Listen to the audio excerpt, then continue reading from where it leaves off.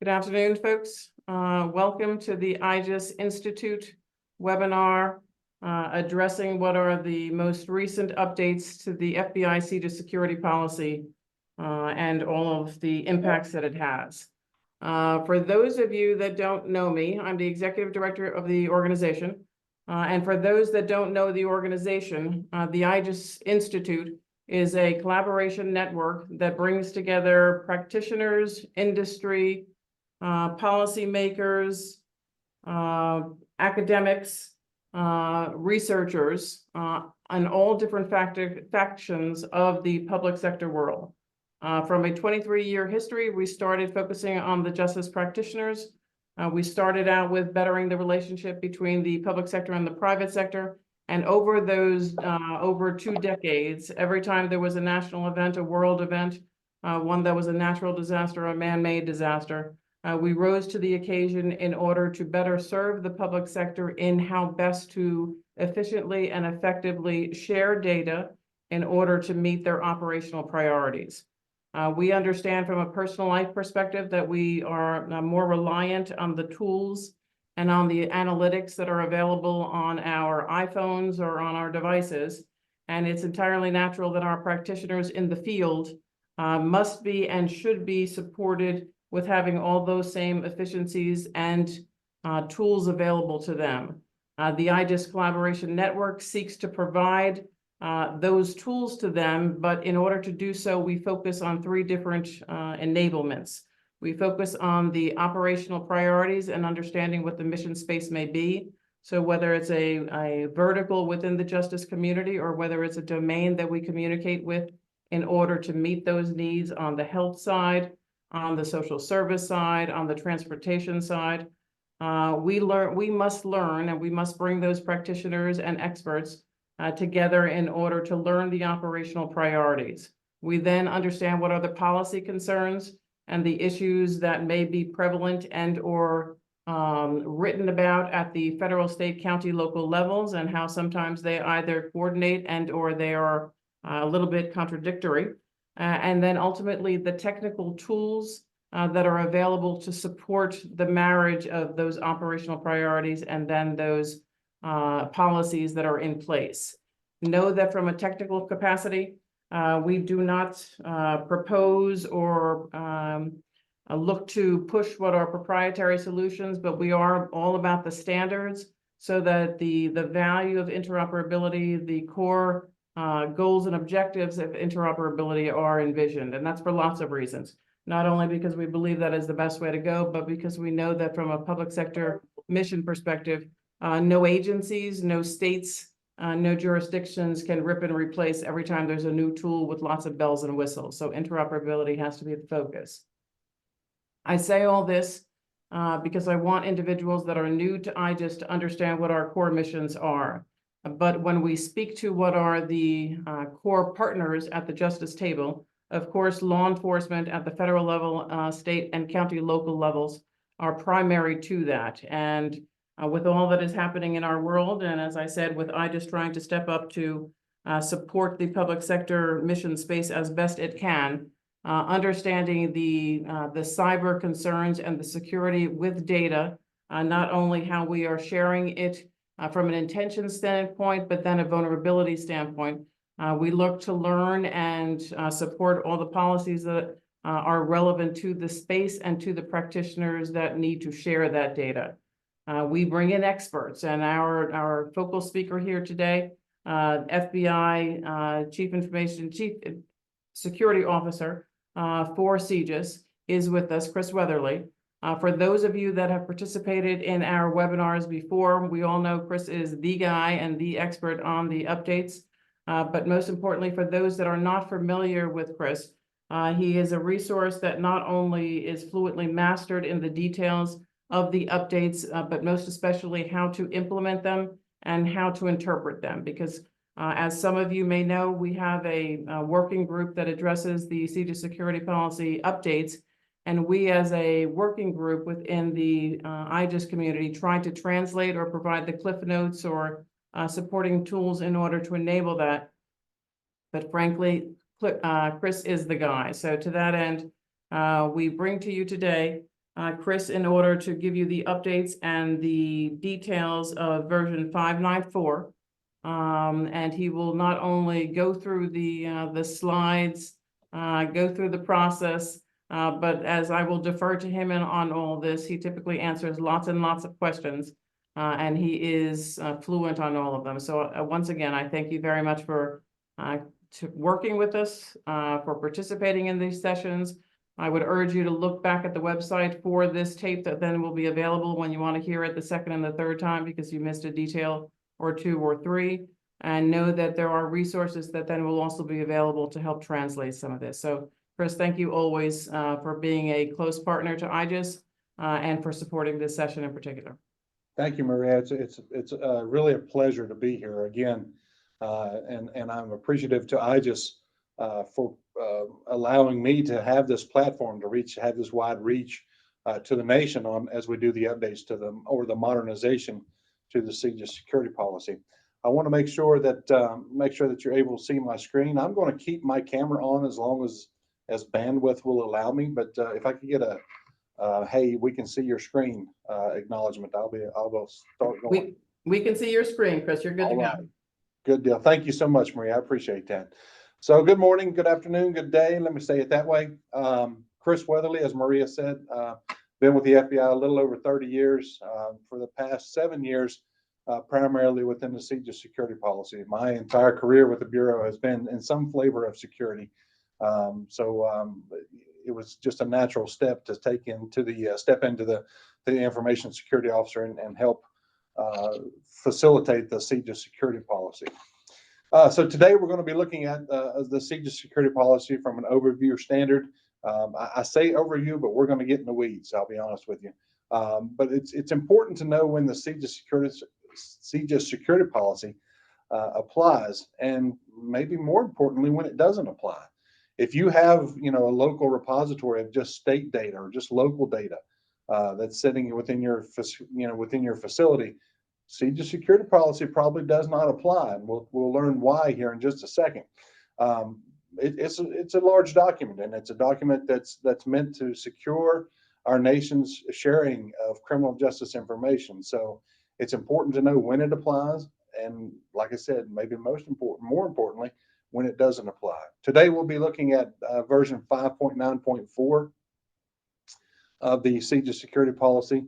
And then the very last slide is the one you'll want to pay most attention to. It is the FBI CJIS ISO resources and how you can get in touch with us should you have questions about the CJIS security policy. This is the CJIS division. We're located on 986 acres in north central West Virginia. We opened the CJIS main facility in 1995 to the employees. In 2015, we opened up the Biometric Technology Center in collaboration with the Department of Defense. Handles all modalities of biometrics. So if it's biometrics, it's within this facility here. The mission of the CJIS division, and I like to read this verbatim, and I'll show you how it ties into information security, at least for my part of the mission. But the mission of the CJIS division is to equip our law enforcement, national security, intelligence community partners with criminal justice information they need to protect the United States while protecting civil liberties. A couple of buzz terms in there. Criminal justice information. That is a buzzword that we need to be keyed into because that tells us when the CJIS security policy is going to apply.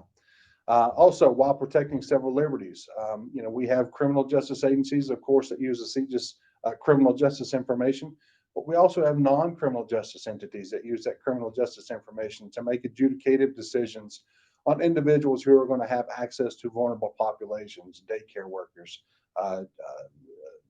child care, as I said, elder care, schools, boards of nursing, things like that. They use this information as well to make those adjudicative decisions on the personnel that they're hiring. So when we look at an overview from a very, very high level of the CJIS security policy, it applies to everyone dealing with criminal justice information, processing criminal justice information, storing criminal justice information. But criminal justice information is defined as FBI CJIS provided information. As I said in my opening remarks, you may have state or local information in a repository within your facility. If it only contains state or local information, CJIS security policy probably does not apply. However, if you do have a CAD or an RMS or some sort of storage system that does have FBI CJIS provided information in it, it's coming from FBI CJIS information systems, the CJIS security policy will apply, and we need to protect that information in accordance with the information assurance requirements therein. I get this a lot. We're looking at the second bullet here. It talks about the shared management philosophy. The FBI said it had to be this way. Chris Weatherly said it had to be this way. That is absolutely not correct. The FBI and Chris Weatherly facilitate the CJIS security policy for the CJIS Advisory Policy Board.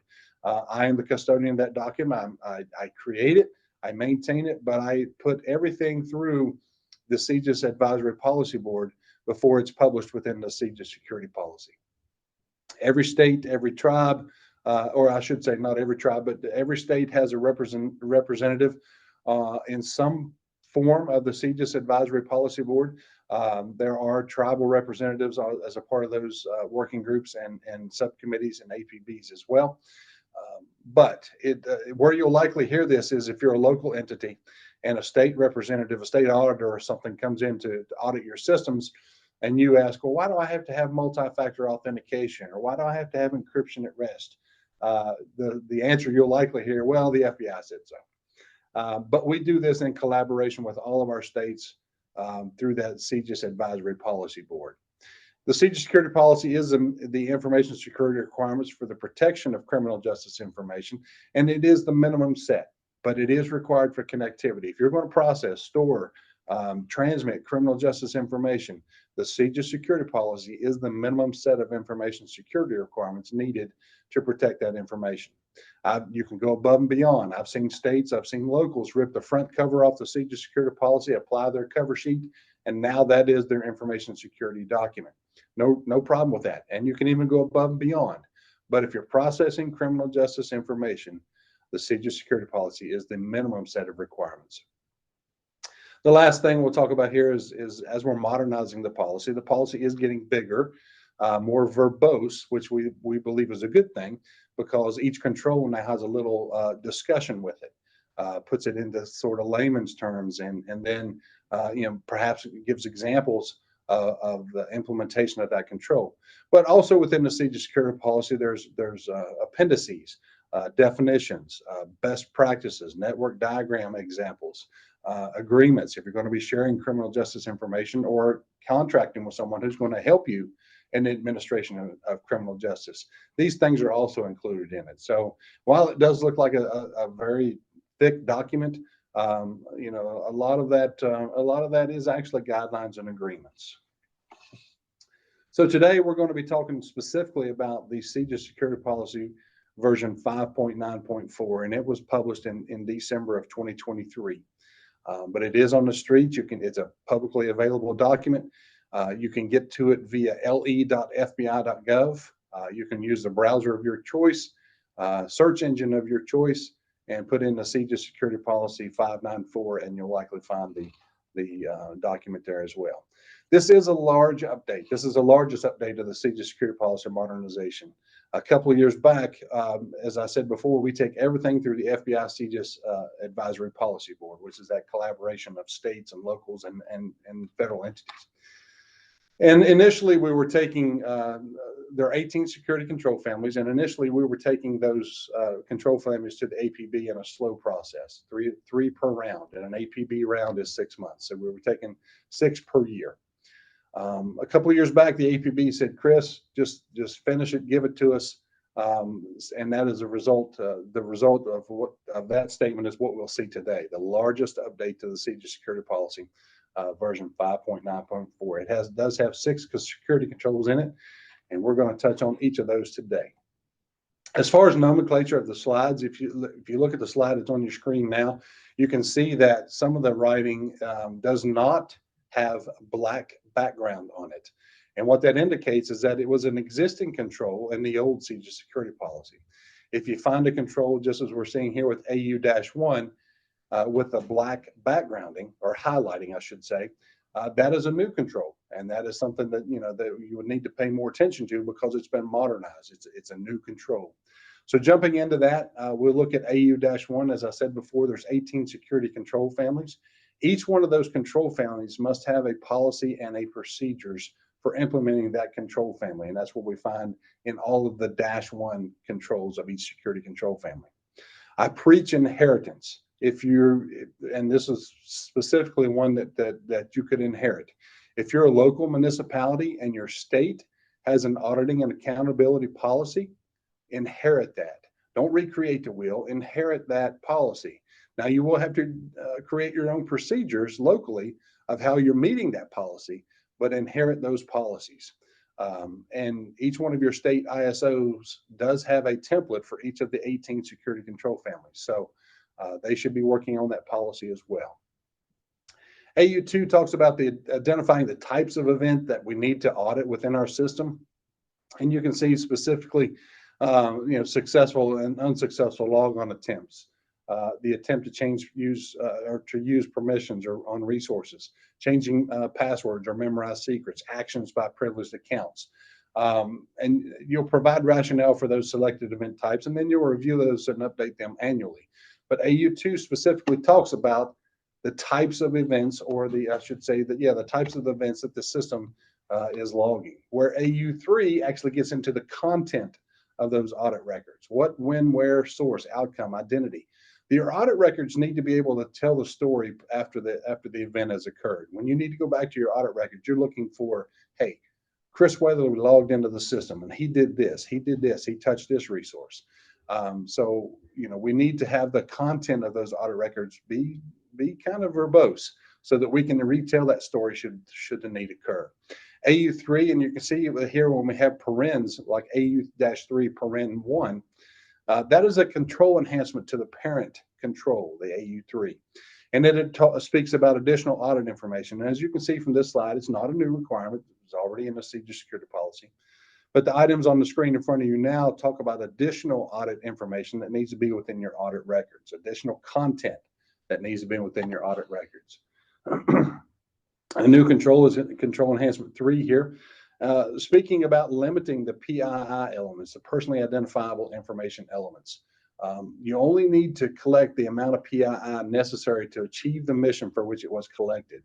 The more PII we collect, the more we're at risk for losing that PII, the more we have to protect it, because we don't want to lose that PII and then have to owe the victim in this case, perhaps credit monitoring or something like that when you lose their PII.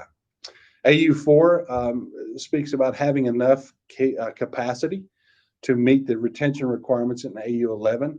A little sneak peek here, AU11 says we'll maintain those audit records for at least 1 year.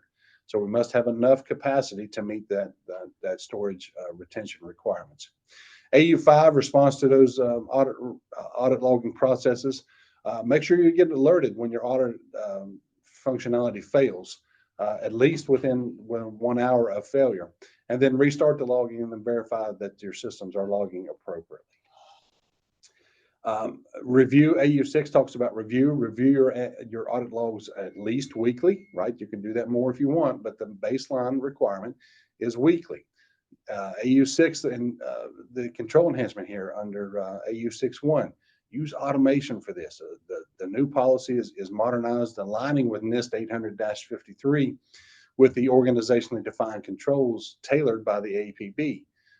But we definitely need to use automation. So the automation you'll find a lot of automation requirements within the policy, just trying to gather that data, but then use automation to help us with that, with those audit records.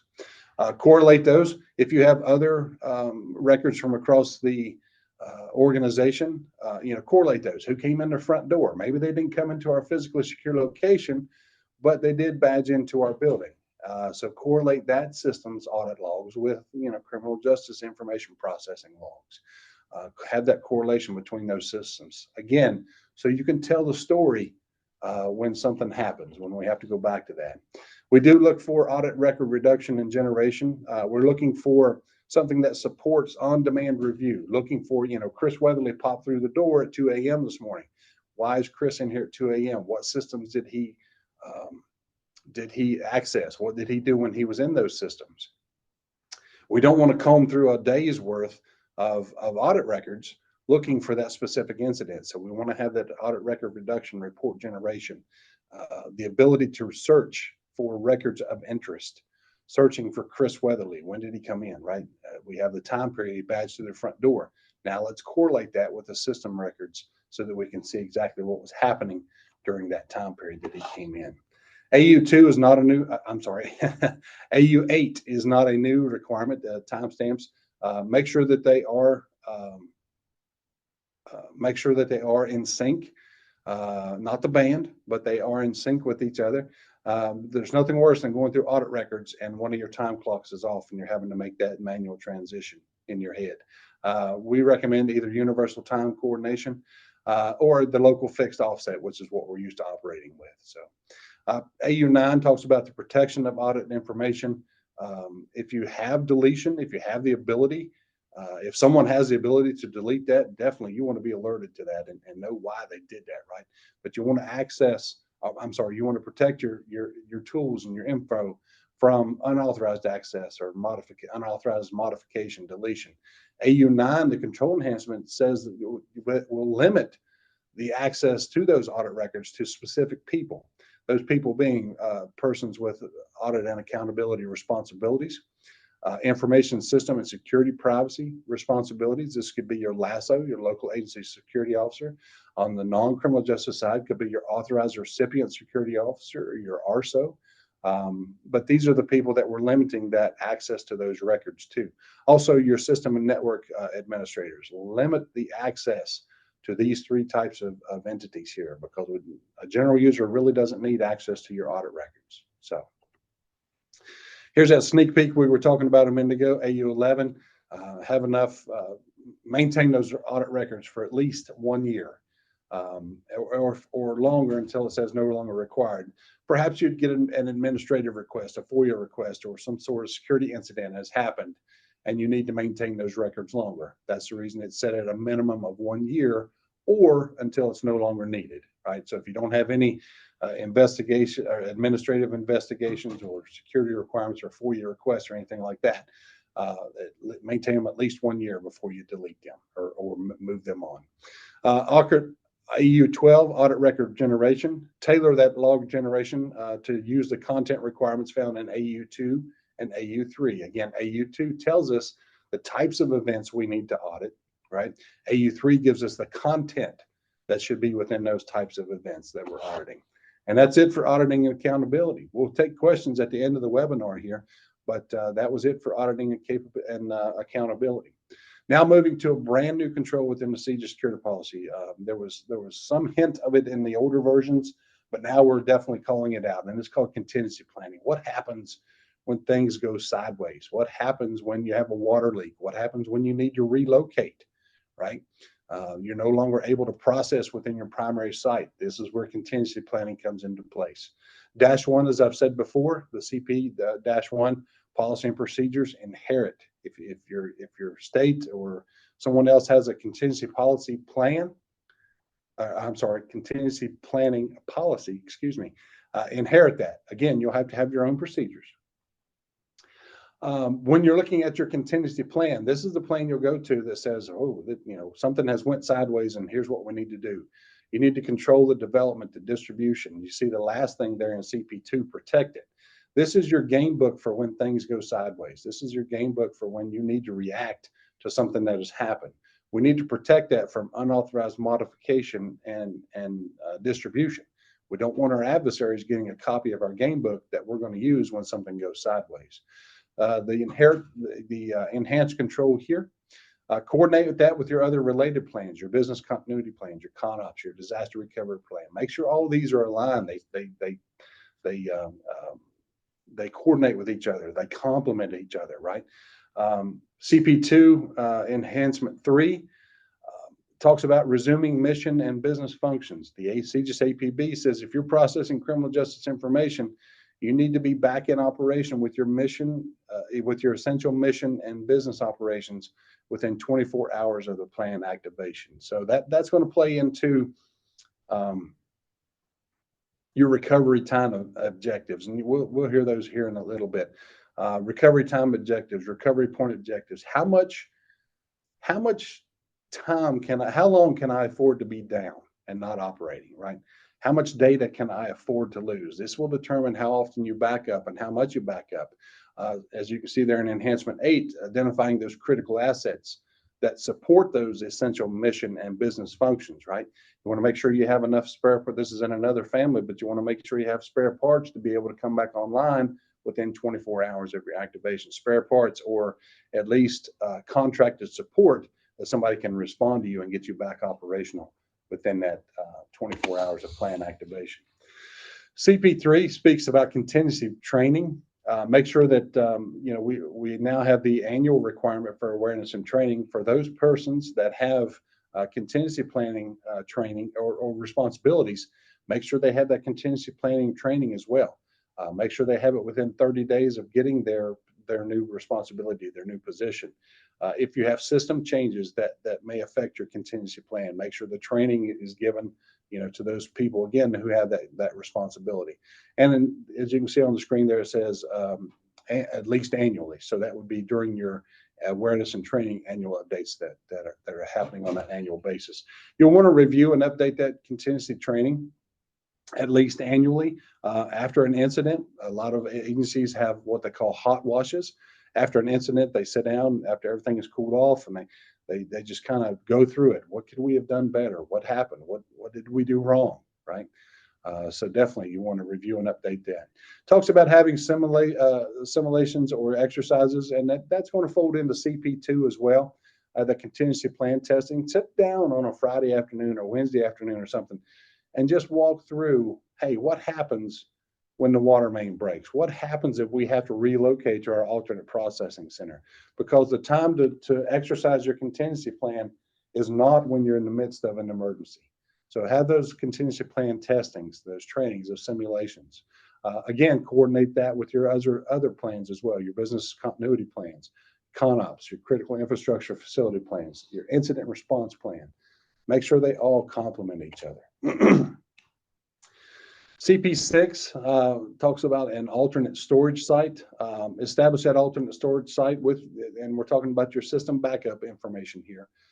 Make sure you have agreements in place. Again, before everything goes sideways, make sure you have this. Make sure the controls are equivalent to the primary site. The enhancement here that we can see is a separation from the primary site. You don't want your alternate storage site to be susceptible to the same events that caused your primary site to go offline. Flooding, from a river or something like that. Weather events are kind of difficult to predict or get enough separation. Communication grids, electrical grids, have enough separation. There's no specific say it has to be 200 miles from your primary site, but have enough separation that your backup will not be susceptible to the same threats that your primary site does. CP6 Enhancement 3, the accessibility, identifying those potential problems in the event, and outline if it's an area-wide disruption, and what are you going to do? What are you going to do? Outline those explicit mitigation actions. What are you going to do when it goes sideways? CP7, the CP6 was talking about the backup facility. CP7 talks about that alternate processing site. This is your disaster recovery. Make sure that you have, if you have to leave your primary site, that you're able to go to your alternate processing site. That it has the equipment, the supplies, the contracts in place to resume operations, to get you back up and running within that 24-hour period.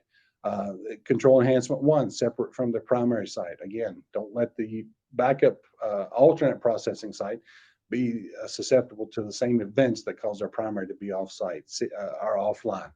Enhancement 2, accessibility, the same things we were talking with our alternate storage facility. Make sure we talk about that. If both go down, what do we do, right? Do we now look to another county that'll help us with our administration of criminal justice? Do we look to another state? How big is this event that has taken these facilities offline?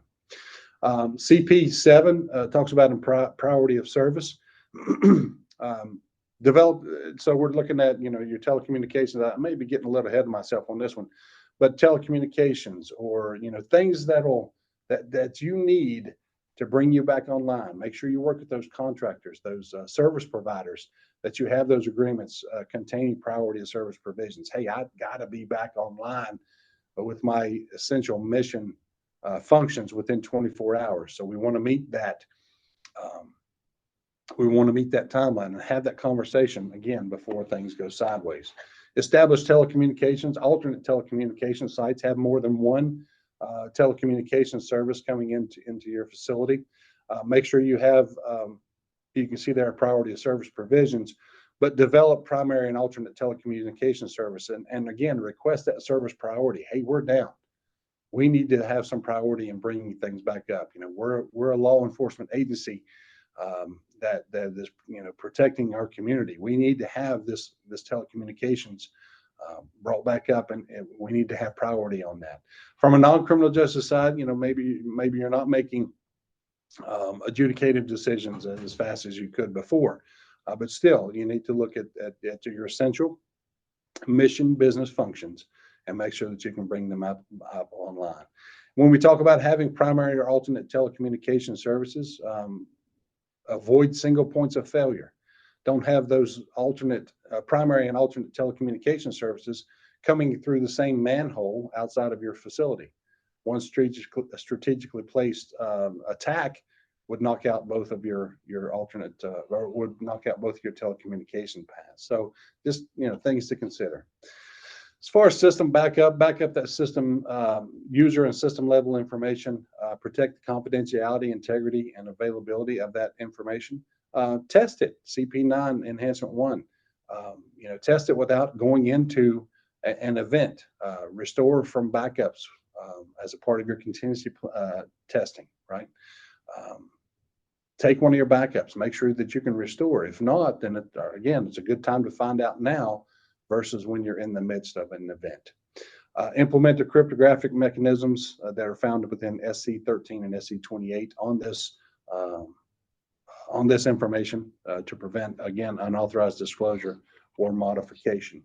Your system and recovery and reconstitution, provide for that recovery and reconstitution to a known state within a time frame as required by your contingency plan. Some of these controls are just no-brainers. But you know, we wanted to make sure that it was a very comprehensive security plan. And then the enhancement for CP10 is that transaction recovery. Implement transaction recovery for transaction-based systems. For our criminal justice side, you're working a lot with NCIC, III, NICS, those transaction-based systems. So make sure that you have transaction recovery for those transaction-based systems. And that concludes contingency planning. Now we're going to move into physical and environmental, and there'll be some nuances here that I'll illustrate or highlight here in just a second. But we're going to go ahead and jump into this family as well. Again, the -1 policy and procedures review annually. If the state or someone who's helping you with the administration of criminal justice has a physical and environmental protection policy, inherit it. Create your own procedures. PE2 has a list of individuals who are authorized into this physically secure location. You need to review that annually, and when you have personnel changes, make sure that everybody still needs, who has access to the space, still needs the access. Issue authorization credentials for access. And when we're looking at PE3, as far as enforcing the physical access authorizations, control the ingress. It says egress. Egress was not approved by the APB, so we're definitely controlling the ingress. Somebody entering the physically secure location. Maintain the physical access audit logs. We want to make sure they correlate with our other audit records that we spoke before. Controlling access to those non-public users. You may have a public piece of your building, your establishment, that is open to the public. But when you get into that more secure, where you're processing criminal justice information, make sure we control those and escort those visitors. Control that activity. Make sure you have keys and combinations for the people who have that unescorted access to unencrypted CJI, the ability to get into your physical secure location. Make sure that they have keys, combinations, access control devices. And speaking of those, inventory those annually. Make sure that the key that you issued to Chris Weatherly still has it and still needs the access to the physically secure location, but still has that key. If for some reason that key is lost, then we have a keying issue. We may have a key out there to someone or someone may possess a key that we haven't properly processed through our personnel security changes. So that's what it's talking about there when it talks about change in combinations, when the keys are lost or compromised, and perhaps somebody transfers out. The last bullet here says, if you're unable to meet the above, refer to PE 17, which talks about that alternate work site, and we'll get into that control in just a second. PE 4 talks about your access control for your transmission, your comm closets, where you have all your communications coming through. I think we get into power here in a second, but definitely for your distribution, your transmission lines and devices, control the access to those, right? Access control PE 5 for output devices, your monitors, your printers. You know, don't have a printer that's spitting out criminal justice information in a public area, right? Control that access. Put it behind the controlled access. Turn your screens away from somebody who doesn't have the need to have unescorted access to unencrypted CJI, right? Control that as well. Monitoring that physical access, have the intrusion alarms and surveillance. Review those logs quarterly. This is looking for someone who's badging into that physically secure location. So monitor those physical access using those physical intrusion alarms, and have cameras on those doors that you're controlling access. PE8 was a control that used to be a part of the CJIS Security Policy, probably 15 years ago. They took it out. The APB decided to take it out. However, the APB has now decided that we need to put it back in, and it's talking about your visitor access records. Whoever you're bringing into that physical secure location, if they don't have unescorted access to unencrypted CJI privileges, we need to be escorting them, right? And we need to have them sign in on this log of some sort that we're looking at every quarter, that we're reporting anomalies to. The control enhancement for this, again, limit the PII minimum necessary for the purpose. The more PII we collect, the more we have to protect it. Now, up until this point, PE1 through PE8 has applied to all physical secure locations. As we took this physical environmental protection family through the APB, the APB decided that PE9 through PE15 would only apply to data centers as defined in Appendix A and designated as your CJIS systems officer. So if your CJIS systems officer has defined an area within your facility, a data center, and again, the definition's in Appendix A, then PE9 through PE15 apply. If you do not have a CSO designated data center, PE9 through PE15 do not apply to your facility. PE9 talks about power equipment and cabling, protecting that power equipment and cabling from danger and destruction. PE10 have an emergency shutoff. Firefighters don't like spraying water on electricity, so make sure that you have an emergency shutoff for your power. Make sure it's easily accessible, but it's also protected from unauthorized activation, right? Everybody knows where the power shutoff is, but make sure it's not susceptible to an elbow bump and you shut down your entire data center. PE11 have emergency power that's sufficient for an orderly shutdown. So what this is talking about, we have information systems, servers, information systems processing criminal justice information. Provide emergency power for them so we can do an orderly shutdown.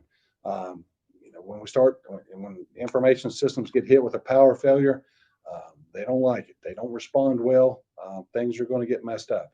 So we want something to hold that system, like a battery system, that's going to hold that system until our alternate power supply, a generator, kicks on, right? So that we can provide that orderly shutdown. Now, if you don't have a generator, then you want enough battery power to provide for this orderly shutdown that the requirement speaks of.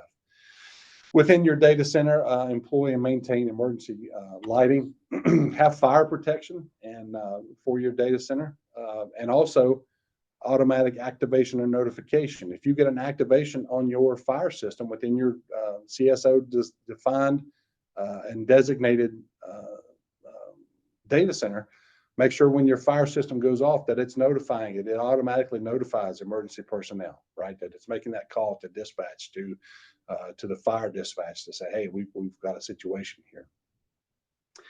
PE 14, information system servers don't like operating in hot environments. So we need to monitor and maintain our HVAC levels where the system resides. And we'll have those environmental controls that'll alert us should it get too hot within the server room. PE 15 have the ability to have shut-off or isolation valves for your data center. Again, if you have a leak in your data center, you want to be able to shut that off so that you're not spewing water on your information systems, but you don't want to shut down your entire facility, right? So you have that ability to isolate that data center, but you don't want to shut down the rest of your facility. So that's where this control speaks about. And then PE 16, which is the final one that applies to data centers only. Know what's going in your data center, know what's coming out, maintain configuration control. And that's another family that'll be coming out in another version of the CJIS security policy. But know what's going in, know what metal's going in. I say metal, but I was in a data center once that you walk through a magnetometer. So they knew exactly what metal you were bringing in to the system and were you taking something out, right? So know what's going in, know what's being removed. And then PE 17, again, is one of the controls that applies. If you cannot meet the controls for a physically secure location, you have the ability to do the alternate work site, and it is considered a controlled area. You can see it's not a new requirement within the CJIS security policy. We had this before. This applies more on the non-criminal justice side, but because they don't have physically secure locations, they have an office or somewhere that they can control the access and meet the CJIS security policy. I was at a conference a couple of weeks ago, and now remote dispatching is a thing where people are doing this remote dispatching from their homes. That would be an alternate work site because they are processing criminal justice information. So we need to determine and document, as it says here, allowable alternate facilities and locations. Look at the controls for physical and environmental protection at that alternate work site. Make sure that we don't have unescorted, or that we don't have people in the area who don't have the need to know for this criminal justice information. So, and that's what the third bullet says there: assess control effectiveness at that alternate work site. And I believe that ends it for physical and environmental protections as well. Now rolling into planning. Planning is a control family that talks a lot about categorization of the data, maintaining system security plans, your user acceptance, the acceptable working, acceptable use policies for your systems and things like that. But the reason I bring that up as a summation of planning, a lot of these controls have already been met for you. So as a part of the audit, you've already met these controls, and you'll see why here in just a second. Again, that PL1, the policy and procedures, annual review, inherit where you can. Your system security and privacy plans. Your system security plan is a plan that says, here's the control within the CJIS security policy, and here's how we implemented it. All right, control and how we implemented it. Now these come in, they're very handy once you get them created, because one, it helps you with configuration management when you're starting to change something within the system. It also helps you during your audits, because your auditor will come to you and say, well, how are you meeting SC13? You can provide the system security plan, and it tells you the entirety of your system and the CJIS security policy, how you're implementing these controls, right? So it comes into great use for auditing as well. You can see the last word there under PL2, protect. Again, this tells this, if this were able to get out, it would tell an adversary how you have implemented the CJIS security policy, and we don't want that. You've gone to a lot of painstaking, you've gone to a lot of great detail to implement the CJIS security policy to make sure that you're protecting criminal justice information. We don't want that document getting out to our adversary, so we want to make sure we protect that.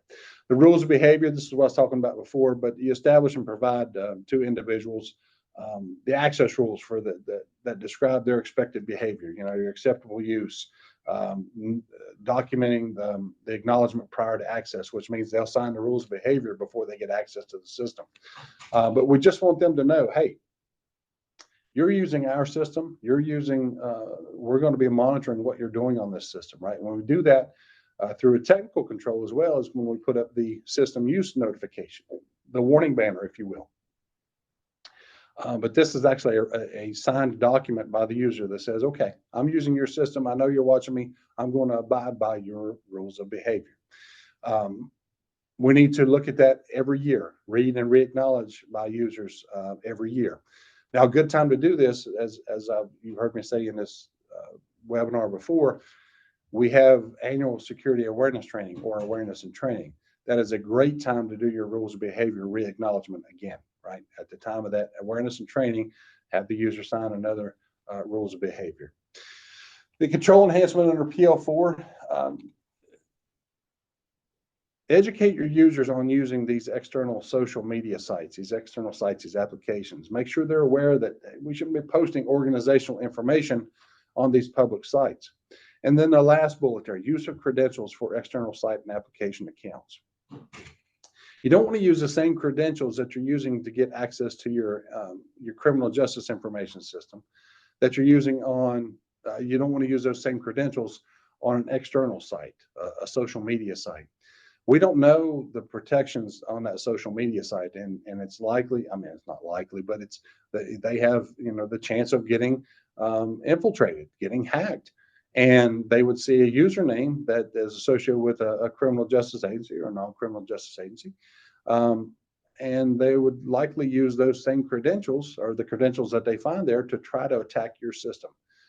Your criminal justice information system. So we want to make sure that we educate and that we don't use our internal credentials on our external social media sites. Security and privacy architectures, you want to develop these security and privacy architectures, which describes the requirements, talks about the confidentiality, the integrity and availability, review and update that annually and on changes to the systems when you have plan changes and things like that. These three controls here are a gimme. You've already passed them as part of the audit. PL9 talks about the central management of your security controls. The CJIS Security Policy, or the CJIS SecPol, is centrally managed by the FBI CJIS ISO. So you're already passing that control. The baseline selection, select a control baseline for your system. The APB has already done that. They have deemed criminal justice information a moderate impact to the loss of confidentiality, integrity and availability. So if we have a loss of confidentiality, integrity and availability, the CJIS APB has deemed that a moderate impact. So therefore, we right-size the security controls for the protection of criminal justice information. We have done that baseline selection. PL11, we have done that baseline tailoring, and that's what I was talking about before. I steward the CJIS Security Policy, but I take it through the APB. And they have done that tailoring of those controls, right, where they had the ability to define organizationally defined values. They have taken that, and that's how we've modernized the CJIS Security Policy. And that's it for planning. I think we have two more security control families that we're going through. This first one is risk assessment. Again, policy and procedures, inherit what you can, create your own procedures. RA2, another gimme. The security categorization, as I said before, the APB has deemed moderate for the protection of criminal justice information and the systems that process, store, or transmit criminal justice information. You want to conduct a risk assessment on your information system, on your facility even. What threats are out there that are a threat to your information system, that are a threat to your building? Are you vulnerable? What are those vulnerabilities associated with that? And what's the impact? It says likelihood and magnitude of harm. What is the impact if that threat becomes a reality? So you'll conduct this risk assessment, and the ultimate goal is to reduce your risk, right? If we have a threat that we are vulnerable to, and the impact would be this, we need to mitigate that threat, right? So this risk assessment helps us do that. And you can see there the rest of it talks about documenting the results, review those at least quarterly. Has our threats changed? Make sure that we get those risk assessments up to our CJIS systems officer or our SIB chief on the non-criminal justice side, or our authorized recipient point of contacts, so that we can make sure that they're aware of the risks associated with our local system, the vulnerabilities, the threats, I should say, the vulnerabilities and the impact of that. RA5 is a new control that speaks to providing vulnerability monitoring and scanning on your system. And it says monitor and scan your systems monthly, looking for vulnerabilities within your systems, looking for the lack of patches, or perhaps there's an active exploit that's going on in the wild that you're vulnerable to that you haven't patched yet, or you haven't taken the mitigation actions for that vulnerability. But we need to employ those vulnerability monitoring tools and techniques. But we're running this monthly to keep that pulse on our system, so that we can maintain an appropriate risk appetite. Remediate those vulnerabilities if you find a critical vulnerability within your system. The APB has said within 15 days you need to have that patched, right? This is all an intricate fabric. We're all connected to each other. So the weakest link is the one that would likely be attacked. So if you have a critical vulnerability, 15 days, and you can see it rolls on down to, if you have a low vulnerability, we're up to 90 days. Share that information with key personnel, your CJIS systems officer, your SIB chief, and all that. And the last bullet there, employ vulnerability monitoring tools that are readily updatable. And that gets into updating the control enhancement here, RA52, updating that vulnerability engine scanning tool, if you will, at least 24 hours before you scan the system. You want to make sure that your vulnerability scanner has updated signatures and vulnerabilities that it's looking for. RA5 also talks about Control Enhancement 5 talks about privileged access. We don't want to hit our information systems with an unauthenticated vulnerability scanner, because it just looks like somebody coming in from the outside. So we may have I like to use this analogy a lot. We may have a hard exterior outer ring, but we have a soft gooey middle. It's kind of like a candy bar, right? A hard, crunchy outside, but once you get into the middle, it's soft and gooey. We need to have our vulnerability scanning machines, let it have privileged access, let it have admin access, so that it's digging down into the basement of our systems, they're digging into the register keys of our systems, looking for those vulnerabilities. We want to know that. We want to know that before our adversary knows that. So make sure that your scanning tool has that privileged access when it's running through your system.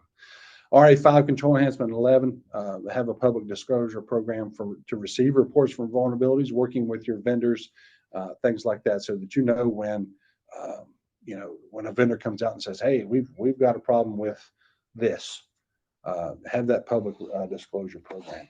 Risk response, of course, this is almost a no-brainer. Respond to those risks and respond to those findings in accordance with your organizational risk tolerance. That is that risk appetite that I was speaking about a minute ago. And then criticality analysis, identifying those critical system components, and identify those during the system development lifecycle. Which pieces of this system are more critical? I have a web server that's sitting and facing the public internet. I have a file server versus I have a file server that's sitting buried behind defense in depth security, right? That would be a criticality analysis. If I get a vulnerability on my web server, I may have some time, on my file server, I may have some time and don't have to be as in a rush to get it patched, versus if I have a vulnerability that's on a web server sitting close to the internet, we'd need to take more immediate action toward that. And that's it for risk assessment. The last family we'll get into here today, before we open it up for questions, is system and communications protection. This talks about your encryption of protecting criminal justice information, but it also speaks to some other things as well. SC1, policy and procedures. You've heard me say it all through this webinar. Inherit what you can, produce your own procedures, review those annually. Have a separation of system and user functionality. You don't want your systems and users and have some sort of separation between those local area networks within your system. You don't need your users over in your system functionality pieces, right? You need to have some people over there, but they're privileged users. They have training, they have that, but you don't want your user functionality over within these system resources. SC4 speaks about having that unauthorized and unintended transfer via information shared system resources. If you have a shared system resource like a DNS server or something like that with another piece of your architecture, make sure that you're looking at the access control access control list for that, your firewall rules to make sure that you don't have unintended or unauthorized information sharing between those two separate resources. Denial of service protection. We want to have the ability to protect against or limit the effects of denial of service using that boundary protection. A lot of agencies, a lot of entities use their internet provider service for this, their IPS. For that protection, sometimes your internet service provider, I'm sorry, I said that wrong. Your internet service provider, your ISP, can notice that, traffic is picking up toward your network and can detect denial of service attacks and try to limit those, right? But sometimes your ISP doesn't provide that. So we need to have that ability to notice that on our local network, that we're controlling, and be able to respond to that as well. SC7, not a new control, but monitor and control at external managed interfaces, and also within internally managed interfaces. Use those physical or logical, air gap, physical, logical, through virtual separation, subnets for those publicly accessible components. Again, publicly accessible, we need to separate it either virtually or physically, air gapped, from the rest of our system. SC7 control enhancement 3, the access points. Limit the number of access points that you have for your external network connections. We don't need, the more external network connections we have, the more we have to secure, right? So we need to limit those. We're only looking at maybe one, maybe two external network connections so that we can start actively protecting those. Deny by default is another security control enhancement under SC7. This speaks about when you bring on a new service, or when you have any service, let me say it that way, that you deny by default, you allow by exception. Don't put a new piece of hardware within your architecture and just be, everything's open. This, ports and protocols, or everything's using. Yeah, it's going to work, but you've made yourself susceptible to vulnerabilities, to attacks, right? So as you're implementing something within your system, if you need this port open on a firewall, go ahead and open it, but you want to secure that, right? You want to take actions to secure that. Just don't have a firewall that's open to IP any where it looks like a piece of Swiss cheese and anything can come through. If you have remote devices, this is what SC77 speaks about. Those remote devices should not be able to get to the internet, an untrusted network, without going through our local infrastructure. So we want to route them back through our infrastructure via VPN before they go to the internet. This is defined as split tunneling, the ability to get to an unmanaged network without going through our architecture. So we don't want that to happen, because we don't have the same protections. We're going through that unmanaged internet connection. We don't have the same protections that we've employed in our architecture. SC7.8, route traffic to authenticated proxy services. This correlates with an AC4, I believe, is the control, where we want to make sure that all of our information systems, they're going through a proxy to get to the internet, right? We don't want somebody to have the ability to, an information system that goes directly to the internet. Again, opens us up to vulnerability. SC27.4, personally identifiable information.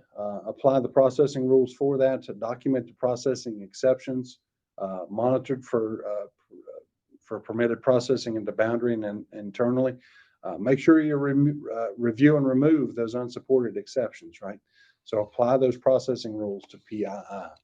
SC8, not a new control, but we want to protect the transmission confidentiality and integrity of that transmitted information. If we have metadata from unencrypted CJI, it should be protected in the same manner. We'll see that again in another control here. Cryptographic protection, it does speak about implementing cryptographic mechanisms to prevent that unauthorized disclosure and detect those unauthorized changes to the system. SC10 is a new control where it talks about network disconnect. If you have someone who's coming in from the outside, or a network disconnect, right, or network connection, terminate that network connection at the end of the session, or at least an hour after inactivity, right? We don't want to leave that open hole in our architecture from the outside. Now, there are some exceptions to that. You can see them on the screen there. Criminal justice conveyance, dispatch within a physically secure location, and those receive-only terminals. These three instances or exceptions also apply to device lock that we'll find in AC 11, access control 11. They are exempt from that as well, and you'll see that in the 593 webinar that we have done here with IJIS. SC 12, cryptographic key establishment and management. Establish and manage those keys. You, the agency, establish and manage those keys. A lot of people or a lot of agencies are moving to the cloud. Nothing wrong with that. The cloud is just a data center somewhere else. But if you have criminal justice information within that service, make sure it's being secured by the CJIS Security Policy. It meets the CJIS Security Policy. It's compliant with it. But you establish and manage the cryptographic keys. And what this does is it controls access into your criminal justice environment, right? Criminal justice information environment. It doesn't allow unauthorized people, cloud service personnel, to come into your environment without you knowing it, right? So control that logical access, control those encryption keys. This eliminates the need to conduct personnel security screening on your cloud service personnel. They don't have unescorted access to unencrypted CGI. Therefore, they don't need that personnel security clearing or this awareness and training. You control the encryption keys. Is the best way to get around, not to get around that, but to mitigate those controls, those requirements within personnel security. SC 13, cryptographic protection, talks about encrypting CJI in transit. As you can see there, there's a new term. We used to say FIPS 140-2 certified, but now it's FIPS 140-3. FIPS 140-2 is being phased out. We're moving into FIPS 140-3. Products are going through that testing now. And after September 21st of 2026, so a couple of years from now, FIPS 140-2 will no longer be accepted. Now, you see there, it also speaks about a FIPS validated algorithm. If you're running a web service, a web portal, and you are allowing the processing or the access of criminal justice information, FIPS validated algorithm for symmetric encryption and symmetric key encryption and decryption. Make sure you're using TLS, Transport Layer Security 1.2 or above, and strong ciphers. There are ways to test your web portal to make sure that see what it answers to when somebody calls it, when a device calls to it. What is it answering via? Is it answering via, SSL? Lord, let's hope not, because that's been degraded for years. But we're looking for that TLS 1.2 and strong ciphers. If you can go to TLS 1.3, TLS 1.3 only allows strong ciphers, the AES, FIPS 197 AES ciphers. So if you can get to 1.3, then you're killing two birds with one stone. SC 15 is a new control. We now have collaborative devices within our facilities. I'm talking like smart boards or things like that. We want to prohibit remote activation, i.e. the ability to someone outside of our network to activate that smart board. We want to make sure that our users are notified when that smart board comes online, that they know that something is happening. Either they did it themselves and we've notified them, or it's been remotely activated. But we want to make sure that our users are aware that that collaborative device has been activated. Public key infrastructure certificates. Make sure you're using approved trust anchors for that. This is not a new control. It's already within the CJIS Security Policy. As far as SC 18, your mobile code, define that acceptable, unacceptable mobile code. Is it Java? Is it HTML5? Things like that. You just want to define those acceptable and unacceptable mobile codes. Authorize and monitor that mobile code use as well. SC 20 talks about authoritative sources. This is for domain name servers. You want to provide, when someone's accessing your system, you want to provide that origin authentication, and integrity, along with that authoritative name resolution. SC 21 talks about recursive or caching resolver, requesting perform that authentication and verification on those from authoritative sources. 22 also gets into the address resolution service, implementing that fault tolerance. Domain servers go down, make sure we have fault tolerance in that. SC 23, session authenticity, protect the authenticity of those communication sessions. SC 28 talks about protection of criminal justice information at rest. This is not a new control, but I do want to spend a little time on it. We want to protect the confidentiality and the integrity of CJI when it's outside a physically secure location. And we do that using those cryptographic modules, which are either certified at FIPS 140-3 or -2 until 2026, but eventually -3, or that FIPS 197, which is the advanced encryption standard with a symmetric 256-bit cipher key for that protection. Now, as I said before, a lot of agencies are moving toward the cloud. Nothing wrong with that. But if we have metadata from unencrypted CJI, as we said before, it must be protected as CJI. We don't want the cloud service providers using our CJI for advertising purposes, right? That's what it says there. As far as cloud storage of CJI, regardless of its encryption status, if it's encrypted or not, it must be stored within an APB member country, and that is U.S., U.S. territories, U.S. Indian tribes, and APB member countries, which are currently just the U.S. and Canada. Back in 2017, there was an agency, a police agency that went to one of their cloud service providers looking for data. Cloud service provider said, nope, not here. It's over in Ireland. So the APB made the control that says, nope, if it's CJI, it must stay within the U.S., U.S. tribes, U.S. territories, and Canada. And in 2017, the only way you could do that was to use GovCloud. Now, our cloud service providers have evolved and now allow the customer to select which regions that they will have their data stay in, that they will have their criminal justice information stay in. So as the customer, you want to make sure that it's staying within U.S., U.S. territories, Indian tribes, and Canada. I say that all to say this, that like I said, in 2017, the only way to do that was through GovCloud. Now you can use commercial cloud for the storage of criminal justice information, as long as it stays within U.S., U.S. territory tribes, U.S. territories, U.S. tribes, and APB member countries, U.S. and Canada. But make sure if you're using commercial cloud, still meets the CJIS security policy, and you select the regions. It's up to you now to select the regions where that information stays. The control enhancement for SC 28, cryptographic protection of the CJI at rest on information systems, and then when outside a physically secure location. And then SC 39, process isolation. Separate those execution domains for each of your executing system processes. And that brings us to the conclusion of the update on version 5.9.4. I did tell you I was going to talk about the FBI CJIS ISO resources. There are 3 of us for the nation. Myself, Chris Weatherly, you can see there. I do have a deputy FBI CJIS ISO, Jeff Campbell, and then we have a senior technical analyst, Holden Cross. But the best way to get in touch with us is using that address there at the bottom of the screen, iso@fbi.gov. That is the absolute best way to get in touch with us. As I said before, there are 3 of us for the nation. We will get back to you. It may take us a little bit.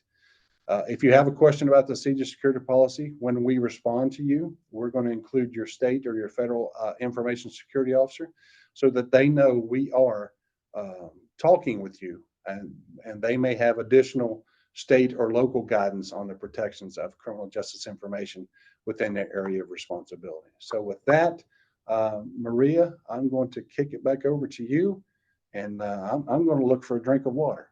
Okay, you definitely deserve the drink of water. And right now, Chris, we have maybe 18 questions listed. The first one's a long one, so drink the water while I read the first one and hopefully don't stumble over it. So there are all kinds of logs in on-premises systems and in cloud infrastructure that support an information system or SaaS app. The cloud SaaS app will have logs managed by the SaaS company, and the cloud provider will have logs used by their platform and infrastructure resources. Does the 1-year retention apply to every log that supports the SaaS? So thank you for that question. The 1-year retention speaks about criminal justice information, but it is looking for the content or the event types within AU2. So if you do have those event types within those those systems, then yes, we need to maintain that for a period of 1 year. For your infrastructure, we do have those audit records as well. So I'm just going to cut to the chase and say criminal justice information system supporting that, yes, 1 year. Cool. All right. What would be the difference between the contingency planning policy versus the incident response policy? Great question. Incident response policy speaks about, hey, there's 5 different pieces to incident response: detection and preparation, detection and analysis, containment, eradication, and recovery. Recovery. And then that's goes in a cycle, goes in a big circle. So after recovery, we come into preparation. Incident response is malicious code, denial of service attacks or something like that. Whereas your contingency planning speaks about something that's actually happening to, like I said, a water main break in your facility, or the power's out at your facility. So there is a difference there where you need to look at contingency planning. Do I need to go to an alternate backup site? Do I need to go to an alternate processing site? We're in incident response deals with those cyber related events, if you will. But if you recall, when I spoke, they need to complement each other. So the incident response plan and the contingency response plan do need to complement each other. Okay, thanks. Now this next question seems to be a 3-parter. All of the policies note responsibility of the agency or organization. Do the requirements for the contingency plan, the system security plans, the change management boards, et cetera, apply to the software companies that sell us the products? That's the first part of it. So yeah, thank you for breaking it up that way. So there's a control family that we're taking through the CJIS APB process now, and it is system and services acquisition. So as far as these SaaS providers and the software providers, they will be held to, you'll have they are the ones that are held to the system services acquisition family a little more than we are, than the community is, because it speaks about system development lifecycle. And you want to make sure that your software developer, your solution developer, your solution providers are aware of the CJIS security policy, so that when they're developing these tools for you, they can make sure that they're aware of the CJIS security policy, that they're building it security by design, because we want it to be compliant with the CJIS security policy before it gets delivered to us, before it gets delivered to you, because it's much harder to make it compliant once it's delivered, much cheaper, much more expensive as well, if it comes to us non-compliant with the CJIS security policy. So system and services acquisition, there's a modernized family coming through, but there's also already a piece within the CJIS security policy that speaks about making sure that those systems, those external systems, and applications and acquisitions are compliant with the CJIS security policy as well. So thank you for breaking that question up. Let's go to the next piece of it. Next part of it. Are there some policy requirements like the system security plan or contingency plans that need to have the software company provide contents to go in the agency's plan or documentation? Absolutely. Yeah. Another great question.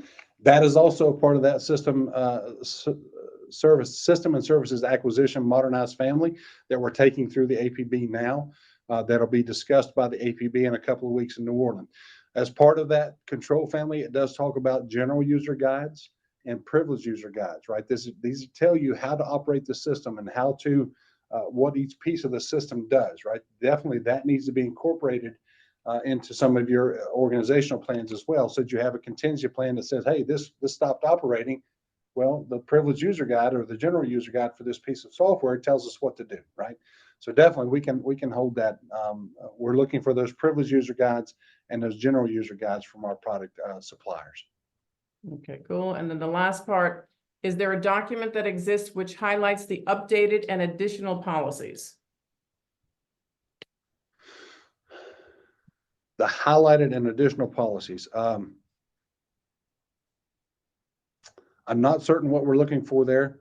Each of the 18 security control families have policy templates that have been delivered to each state and federal information security officer that are processing criminal justice information. Maybe that's what we're looking for. When a new version of the CJIS security policy comes out, we do highlight the changes. We highlight them in the change log but they're also highlighted or illustrated within the CJIS security policy. And when you get a new version that has changes, a lot of changes to it, like 5.9.4, it can be difficult to read because we had to illustrate the changes somehow. So it can be difficult to read. It's taxing on the eyes, let me say it that way, because of the formatting. But that will change, of course, within the next policy. So iteration of policy. So I hope I answered that. If the user's still on, maybe they could ask a clarifying piece of that. Right, and I would also remind the group and the user in particular that there are going to be updated documents that will come out from that working group that I mentioned at the beginning. So there will be other tools that will highlight the additional efforts that may be of interest to you. And not knowing the particulars and your particular interest, I can't answer any more specificity than that, but we can certainly chat about it. The next question I can answer is, can you get a copy of the recording? And yes, the recording will be available on the IJIS site. So let's give it at least a week, but there'll be a notification going out to all the users. Now, this is another long one from Mr. Anonymous. Is PE 17 supposed to be addressing work from home?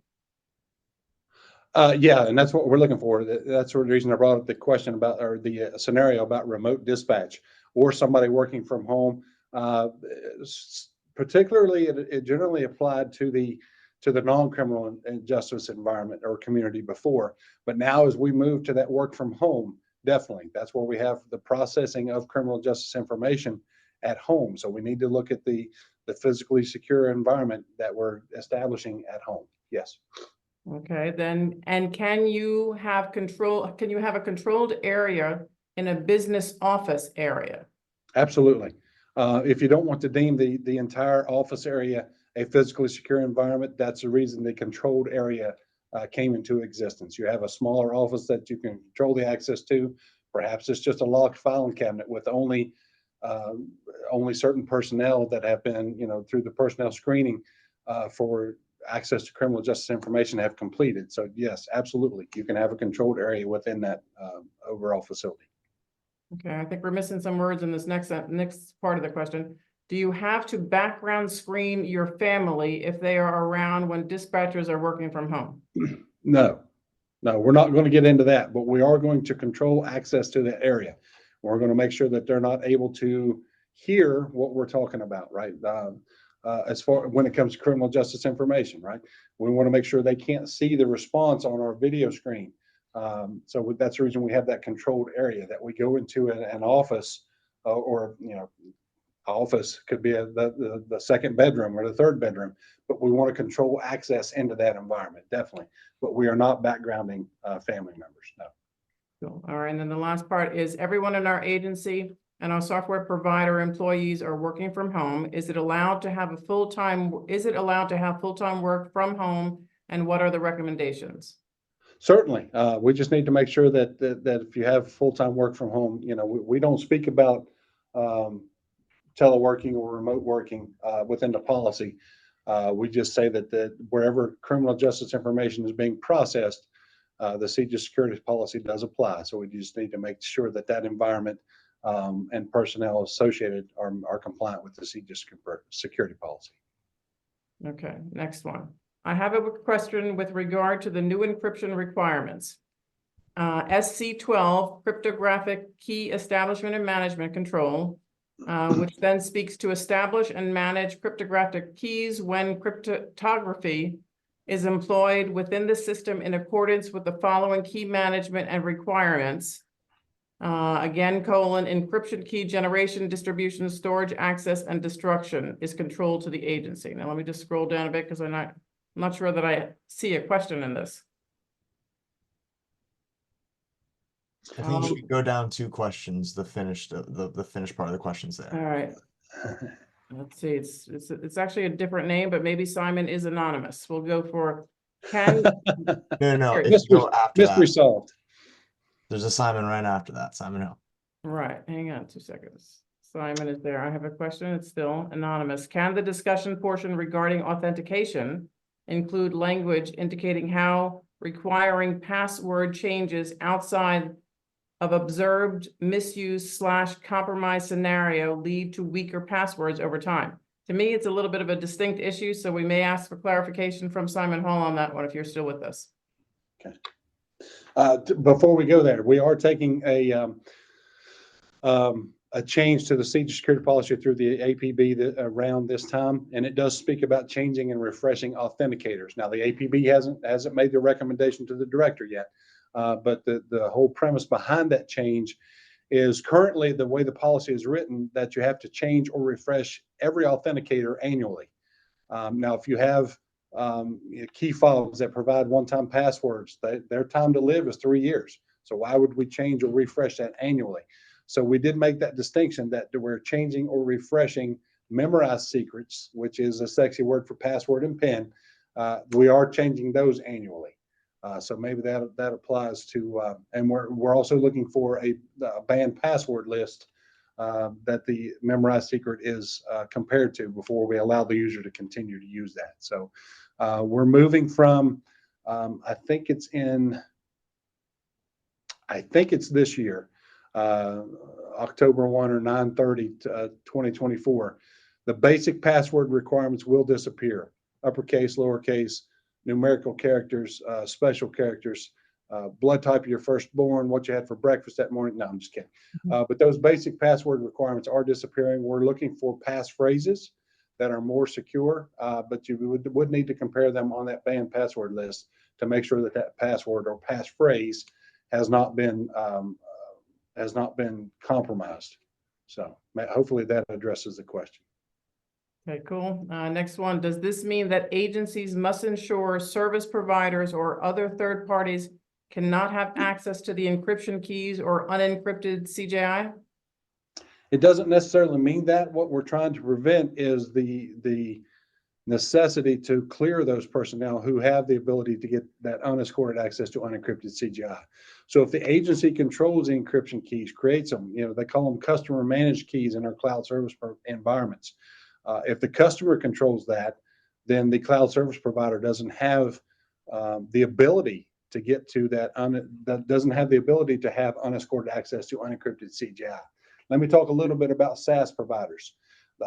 If you have a SaaS provider that's using a cloud service provider to bring a product to your agency, chances are that SaaS provider is going to have unescorted access to unencrypted CJI. So we want to make sure that the SaaS provider, controls the keys, the management, the encryption keys, thereby eliminating the cloud service personnel from having unescorted access to unencrypted criminal justice information. But you would likely have to, and if you've heard me speak before, I say it depends. Because it depends on who has that unescorted access to unencrypted CJI. And a SaaS solution, there's a good chance that your vendor is going to have that, and therefore you would need to properly screen them using the personnel security controls within the CJIS security policy. Okay, cool. Next one is RA5, vulnerability patching. Do software updates / service packs have to follow the same cadence as the flaw remediation cadence? Ask that again, please. I'm sorry. RA5, the vulnerability patching. Do software updates or service packs have to follow the same cadence as the flaw remediation cadence? So the RA5 talks about it's vulnerability scanning, looking at the system every month to see what vulnerabilities exist. Do we have a common vulnerability exploitation, a CVE, that a vendor has come out and said, we got a log4j issue, right? That's where that would be identified in our vulnerability scanning. As far as service packs, that would be flaw remediation. If it is a which is SI2, another control family, but if it is a critical finding, definitely 15 days down to low, which is 90 days. The RA5, the vulnerability scanning, would help identify, hey, you've got a service pack that's available for your system. You've got a software flaw that's available for your system. So the RA5 helps us identify those. SI2 gives us the timeline for the patching and everything. Cool. Apologies if this was covered, but which data values does CJIS consider to be PII? We don't make that distinction in section 4.3 of the CJIS Security Policy. We don't call out the specific data elements. I would work with your privacy attorneys, but the CJIS division, let's see, how do I answer this? There's a distinction between criminal justice information and privileged, or personally identifiable information. If you have just a UCN, a universal case number, which is an alphanumeric number, I think it's 8 digits long, without the PII, associated PII, then that is not considered CJI. So if you had my FBI number and Chris Weatherly, definitely needs to be protected as CJI. But if you just had the universal case number, then it's not considered CJI. But I would look at section 4.3 of the CJIS Security Policy, where we talk about personally identifiable information. And if you have further questions, please reach out to iso@fbi.gov, and we'll cut in your state or local information security officer to help with that answer. Cool. With regard to implementing the newer NIST guidelines for long passphrases, if you're following all of the NIST guidelines, is the requirement to change the password every 90 days still in effect? No, it is not. And that's what I was speaking to a minute ago with the changing and refreshing the authenticators annually. So if we have a long passphrase, and as long as that passphrase doesn't show up, we are asking the community to check against the banned password list every 90 days.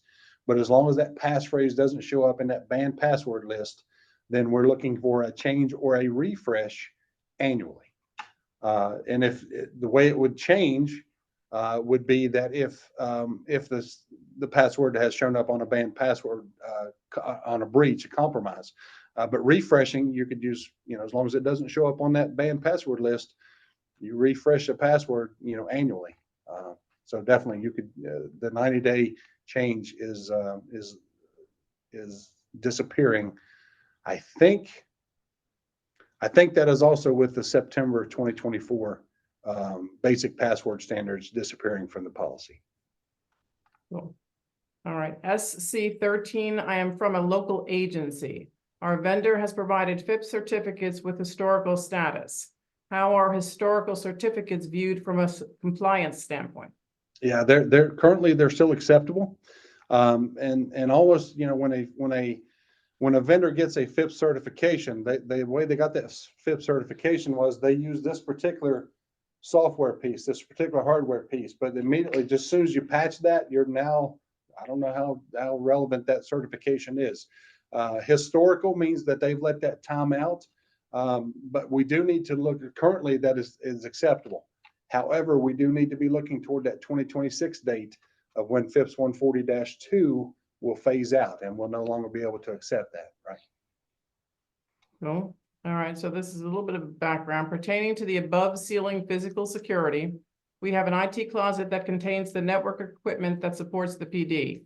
The entry door is electronically locked and monitored with video surveillance and badge access, and will be limited to individuals that have gone through the appropriate background checks and CJIS training. Above the ceiling of the IT closet, there is a direct opening to the adjacent part of the building. Do we need to physically block this area to keep the room secure, or are there other methods that would be needed implemented to secure the IT closet? Well, that's a good question. We want to control our distribution closets. Now, from what I hear, we have the doors electronically controlled with some sort of key or a proximity badge to get into it, but we still have a vulnerable space above it. So we need to be somehow monitoring that to make sure that nobody can get into it from an adjacent closet or something like that. It sounds like we've taken the physical security measures for the main entrance, but if somebody can get to it from above, that probably needs addressed as well. Okay. SC 28, are server logs or application error logs considered metadata? Could be, but if it's metadata from, ask that again. I may change my answer. SC28 are Yeah. server logs or application error logs considered metadata. So SC28, okay, so that's talking about the encryption. Okay, I'm with it now. Where we're getting that question is that metadata that is from unencrypted CJI, it should be protected in the same way. Application logs, I wouldn't consider that metadata. I don't think. I would need to look at the content requirements, or I'm sorry, the event types and the content requirements within AU2 and AU3, and see if your metadata fits those controls. If it does, then yeah, it needs to be protected. But I don't know that we'll see that level, that application log, unless it meets one of those event types in AU2, then it wouldn't be considered metadata. But if it does, let me try to wrap this up. If it does meet those event types within AU2, yeah, it should be protected. Okay, now Gerald just asked a question that I'm not sure will make sense. Is that AWS or Microsoft? That's the entire question. Gerald, Yes. you could exactly. Okay, a little clarification would be good. I don't think that it's connected to the next question because it's a different individual. But if Gerald, if you could go ahead and give us some feedback or then put your hand up at the end of the session, that'd be great. The next question is on separate system processes. Does that mean not having CJIS processing on same physical host as public works processing? So when we get into that, we do need some separation. And the reason we need separation, it could be logical or it could be air gapped. But we do need separation because we don't want, like we say, when people have unescorted access to unencrypted CGI, we put them through personnel screening. We make them have awareness and training and encryption for that criminal justice information. So if we do have physical servers that are processing criminal justice information and non-criminal justice information, we need some sort of separation. That could be through encryption or logical separation because we don't want to have to clear our public works officials or employees because they just have access to the same data, which they really don't need access to that data. So make sure that we have some sort of separation, either physical, air gap, or logical separation, and we're using encryption on the criminal justice part of that. Okay, a two-part question. Is MFA mandated at the application level for systems containing CJIS data? It depends. And I say that a lot in a lot of my questions. If you're doing MFA at the domain level and everybody has the same levels of permissions, once you get into the domain level, then we need to work with the CAD or RMS supplier, the switch provider, that they need to accept they need to accept that assertion, that federation of that identity that used multi-factor to get into it. What we don't want, again, is that candy scenario where I have a hard, crunchy shell with a soft, gooey middle. I've used multi-factor authentication to get into my domain, hard, crunchy exterior. But then I'm using a username and password or memorized secret to get into my criminal justice application. So we're working with CAD, RMS vendors and also switch vendors to educate them. Actually, that webinar is this afternoon, to educate them and work with the criminal justice, non-criminal justice agencies to say, look, if they do MFA at the domain level, be able to accept that federation somehow. Don't just have another level of access on your system that's just a username and password. Or converse, or the opposite of that, have multi-factor authentication on the application level. So that's the reason I say it depends. There's still some nuances we're having to work with our CAD or RMS switch vendors, but we are working through those as well. The FBI CJIS ISO is having a state, federal, local, tribal, territorial ISO symposium in Norman, Oklahoma, the week of June 10th. Registration would have went out to your information security officer. And the reason I say that is because the National Cybersecurity Center of Excellence under NIST is going to hold a 4-hour web shop after the ISO symposium in Norman, Oklahoma, speaking specifically to this. Again, addressing with the CAD RMS switch vendors to say, either accept the multi-factor authentication at the domain or do multi-factor authentication at the application. Okay, second part to that, would implementing MFA solely at the login stage suffice for compliance?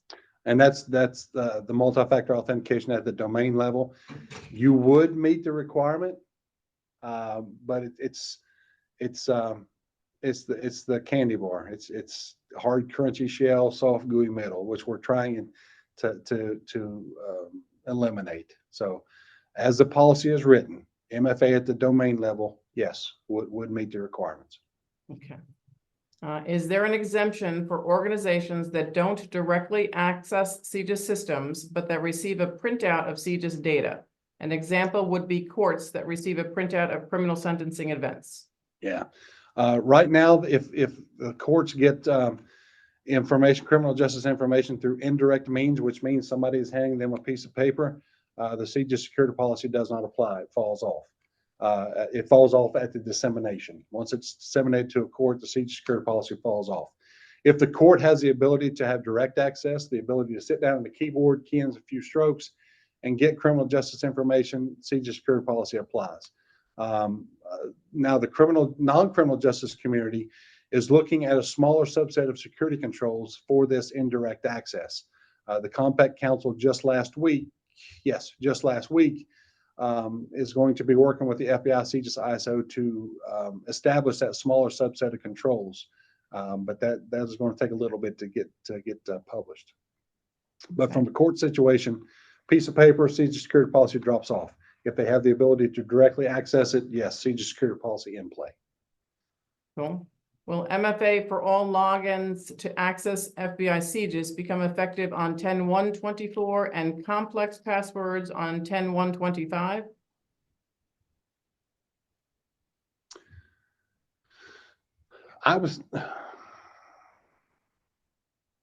I'm pretty sure it's 2024 is when that complex password requirement falls off. As far as accessing, did it say FBI CJIS resources? It did in the first part. Will MFA for all logins to access FBI CJIS become effective 10/1/24 and complex passwords on 10/1/25? The multi-factor authentication for access to FBI CJIS through the web, like into Law Enforcement Enterprise Portal, already has multi-factor authentication in play. For access to like FBI CJIS systems such as NCIC or Index or NICS or something like that, that's where we're working with the switch vendors to get that multi-factor either at the application or down at the domain level. The complex passwords, I was almost certain that disappears in September of 2024, the end of September 2024. There was, I think I know where this is coming from. When I briefed it to the APB, there was a September 2025, which was in error. But I'm pretty sure October, I'm without a doubt now, October 1st, 2024, complex passwords disappear, the requirement for that. Okay, got it. All right, this is a two-parter. In the contingency planning section, to be clear, we're required to have an alternate data center site that could be stood up for operations within 24 hours, including alternate telecom and data with agreements in place prior that we can provide for an audit. That doesn't sound like a question. In the contingency planning section, to be clear, I think it should be, are we required to have an alternative data center site that can be stood up for the operations within 24 hours, including the alternate telecom and data agreements that need to be in place prior so that it could suffice for the audit? So the contingency plan, I think it's CP6 and CP7 talks about alternate backup facilities for your storage of your backup, and it does talk about alternate processing sites as well. Now there is when 5.9.5 comes out and we get back together on one of these webinars, 5.9.5 will have prioritization of the controls. What will happen on audit, an FBI CJIS audit effective 10/1/2024 is that they will audit the priority 1 controls and all the existing controls, existing being controls that were 5.9 and before, right? Not anything part of the modernization. So I would need to look at the alternate processing, alternate storage site to see if it's a priority 1. If it is, then it would be sanctionable come October 2024. If it is not, and the CJIS audit unit finds you without an alternate backup facility or an alternate processing site, that will be considered a zero cycle finding, and therefore they will note it that you didn't have it, but that you must have it within the next cycle that they come back to audit, which would be 3 years. Okay. For the metadata of CJIS requirement, that would include metadata for email. So that means any cloud email protection service we have, must we be at least FedRAMP compliant? So FedRAMP is a good start to meeting the FBI CJIS security policy. And the reason I say it's a good start is because they both come from the same parent document, NIST 800-53. If your solution has a FedRAMP authorization or is FedRAMP ready, that means that they have met similar requirements within the CJIS security policy. The nuance is the organizationally defined controls. So you want to make sure that your cloud service provider or your implementation has the organizationally defined values within the CJIS security policy. Also, you won't find the personnel security screening requirements in a FedRAMP package unless we're talking about classified information. So those are some of the nuances. If somebody comes to you with a FedRAMP package, you're still going to have to do some homework. It's a great start, but you need to look at the organizationally defined values and then look at that personnel screening requirement. Okay. Within CP, what is included within the 24-hour timeline for mission and business function? Is it phones and a way to communicate with public, or is it all operations? So that's going to come down to your business impact assessment. What are your mission essential functions? What do you need to bring back up to be mission essential within those 24 hours? And that's agency level specified. Okay, so Gerard Gallant, and he wants you to look into the crystal ball and say, do you have any update on when 595 is being published by FBI CJIS? 595 was recommended to the director in December of 2023. It is, to my knowledge, it is sitting within the Beltway, actually on the 7th floor with the director. I would like to have had it by now. We're not the only priority within the FBI. So I would say definitely we need to get it in place before October 1, 2024, so that the prioritization comes out with that. So I would anticipate sometime this summer. Okay. Have you found that LEAs utilizing the CJIS security policy framework to the extent that non-CJIS systems data as a good practice framework? I don't understand the question. Okay, I'm going to try it again. Have you found that LEAs utilizing the CJIS security policy framework to the extent to non-CJIS systems data as a good practice framework? I think I understand it now. And that goes back to the CJIS security policy being a comprehensive security policy that definitely applies to criminal justice information. If it's criminal justice information, you got to use it. Should you have other environments, non-criminal justice information environments, as a security practitioner, yes, that environment needs some sort of level of security, information security wrapped around it. You would need to look at the data that's being processed on that non-criminal justice information system and the impacts to confidentiality, integrity, and availability. If it's deemed to be a moderate impact, CJIS security policy would definitely apply to that. But it's up to the organization, honestly, of how much security they want to apply to that non-criminal justice information network. Okay. Is there a 594 companion document in Excel? Yes, yes. I wonder who asked that. Anonymous.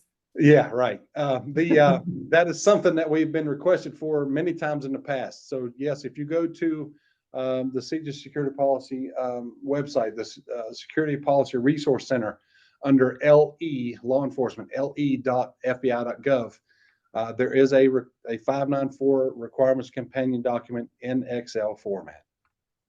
Cool. How is a data center defined in the CJIS security policy?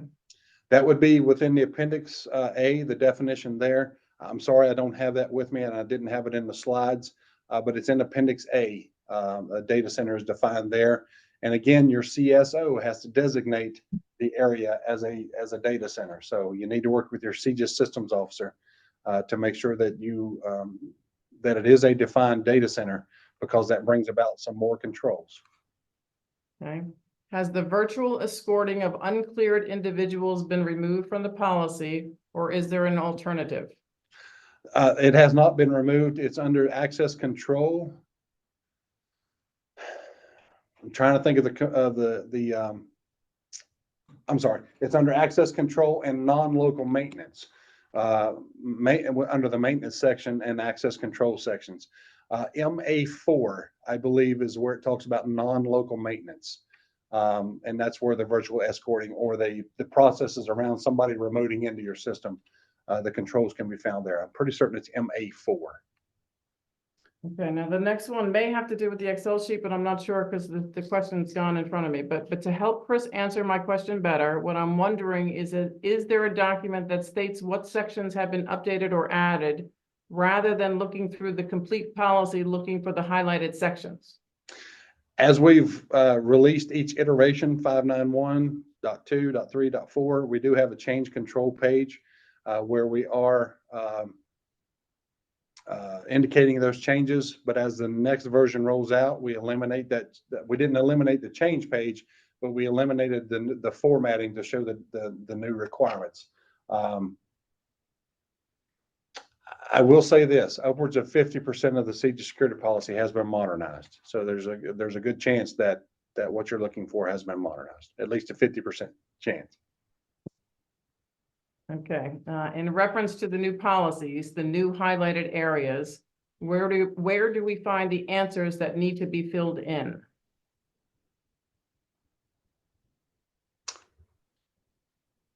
I'm not certain I understand that. Ask it again.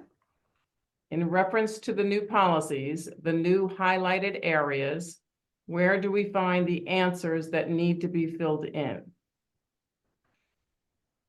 And this is D.D. Hulker. If we're talking about the policy templates, the answers that would need to be filled in are agency specific, and I would work with my CJIS systems officer and my information security officer from the state to complete those pieces, if that's what we're talking about. I think that's the only fill in the blank templates that we have. Okay. Can you please describe the environments where advanced authentication will be required under the updated CJIS policy? Advanced authentication, outdated terminology, is now multi-factor authentication, and it doesn't matter who you are or where you are. Multi-factor authentication is required to get access to criminal justice information. And can you clarify when those updated standards will be required? October 1, 2024 is when they become sanctionable. They have been within the policy since 2022, but the APB made the distinction that they wanted 2 years to allow for implementation. Okay. Is advanced authentication on a state-provided web app such as OpenFox the responsibility of the web app provider or the local jurisdiction that is using the application? Yeah. So I've seen it both ways, and it's multi-factor authentication, but I've seen it both ways, and that's what we're working with the states to say, look, everybody comes to the switch, everybody comes to OpenFox, or in this situation, OpenFox. What if we did multi-factor authentication there? But I have seen some states that have told their local entities, look, you multi-factor before you get here. So the answer is it depends. I've seen it both ways. Okay, with identity authentication being critical to securing the criminal justice data being processed, are AAL3 hardware keys required with no shared secrets? With the categorization of criminal justice information at moderate, AAL2 is the requirement, and that's Authenticator Assurance Level 2 is the requirement. If you have AAL3, you're going above and beyond, but you do meet the CJIS security policy. It's just not required to be at AAL3. Okay, is CJIS looking to approve passwordless methods that CISA and NIST have already approved? Did you say password list or Yes, passwordless? No passwords. No passwords. Passwordless. I like how you did that. Right now, the way the policy is written, unless you're using a hardware or software multi-factor, multi-factor cryptographic hardware or software module, authenticator, let me say it that way. Right now, the policy says you must use a memorized secret and one of the other authenticators, the memorized secret being a password. If you're using, you could use a biometric, but you still have to, it still has to show something that, that shows possession. So that would be a passwordless application where you're using biometric and something that shows possession, such as a one-time password or something like that. Yep. Okay. Can our agency get our software company to manage our encryption keys as long as we have an agreement to establish that transfer of management? Right, and you would have, and making sure that you do clear through personnel screening, those that would have management of the keys, thereby allowing them unescorted access to unencrypted CJI. Yes, but you would make sure that you clear those software management personnel in accordance with the CJIS Security Policy. Okay. The recommendation for policy and procedures was to inherit wherever possible. For counties, which state office should you be contacted for policy and procedures? Thank you. Should be contacted. Which state office for should be contacted? I would recommend contacting your CJIS systems agency. And that is generally the Highway Patrol, Department of Public Service, state police within your state. Start there. Now, they may as well be inheriting a policy from another entity. And if they are, they can let you know that as well. Okay. In the event that there is a known vulnerability in a cryptographic module and a patch is released but has not been validated yet, should the patch be applied? The requirement for the patching says that you'll do it on a non-operational environment first. You'll test it on that non-operational environment first, just to see if it breaks anything, right? We don't want to apply a patch that's going to put our systems out of service. Validated, I would say, by whom? But if there is definitely a patch or a vulnerability that exists on a cryptographic module, the vendor, if you notice that this gets into a little supply chain risk management here. If you notice the vulnerability and you discovered the vulnerability, make sure you're notifying that vendor of that cryptographic module. But if there is a vulnerability on a cryptographic module, I would test it on a non-operational environment before I put it on my operational environment. Okay, this is a two-parter. Should a county law enforcement agency, i.e. a sheriff's office, utilize equipment such as a trailer camera for their duties on CJDN? These cameras are used in law enforcement and may capture CJIS data in their use. So I'm going to assimilate that to body-worn camera, BWC. The CJIS Security Policy is moot on the body-worn camera and considers the capture of criminal justice information on a body-worn camera to be incidental. Now, thereby meaning that the CJIS Security Policy does not apply to body-worn camera. There are states across the nation that review every piece of their body-worn camera footage and redact any instance of criminal justice information. They are going above and beyond the CJIS Security Policy. There are other agencies that broadcast their body-worn camera on YouTube. So we have both ends of the spectrum. But body-worn camera, the capture of criminal justice information on body-worn camera, and these, I'm assuming these are the same types of camera, is considered incidental and not subject to the CJIS Security Policy. Okay. Who is authorized to conduct assessments for agencies prior to the actual audit? So if you're a local agency, your CJIS systems agency should be looking at you, conducting that audit, I think at least once every 3 years. But at the CSA level, it is the FBI CJIS audit unit that is that third-party assessor. Okay. 593 has technical security controls for virtual environments where CJI is commingled with non-CJI. 594 does not. Why is that? 594 the only changes would be the ones that we spoke about today. And 593, those should not have disappeared.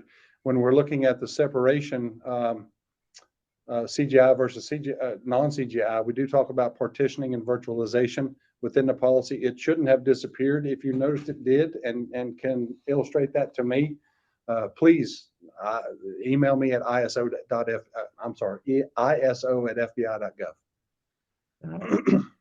Is there going to be an API that SaaS providers can use to ensure that banned passwords are not used? So that is currently going through the APB process as we speak.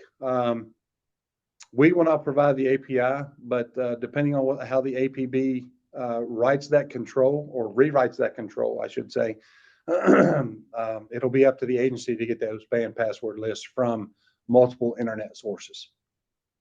Okay. As part of the September update, what will be the minimum required password length? If the subscriber, the user chooses it, 8 characters. If the verifier, whoever controls the directory service, chooses it, 6. Okay. On the password standards, does this also apply to mobile MDT devices? I believe there are agencies out there that have a generic login to get on the device. Once on the device, the officers have individual logons. So it gets down, it depends, right? That's my standard answer, but it gets down to the access to criminal justice information. I wouldn't recommend having shared logons onto the devices. But I know that certain technology only allows that. But we definitely, when you start getting access into criminal justice information, individual accounts need to be used so that we can, so that our audit records will say that it was Chris Weatherly and not Maria that accessed this criminal justice information. Okay. Is the department looking at allowing password-less authentication, i.e. pass keys, including smart card or PIV and FIDO-based approaches? Right, that doesn't make sense. Absolutely. Yeah, absolutely. So PIV cards are considered AAL3, not required, but definitely meet the policy. And then FIDO is something, fast identity online. Those can be used to meet the multi-factor authentication requirement. Definitely, those can be used to meet that. Okay, which platform, Microsoft or AWS, allow a choice for housing data on the Gov Cloud? Currently, we have Microsoft Gov Cloud and don't have a choice.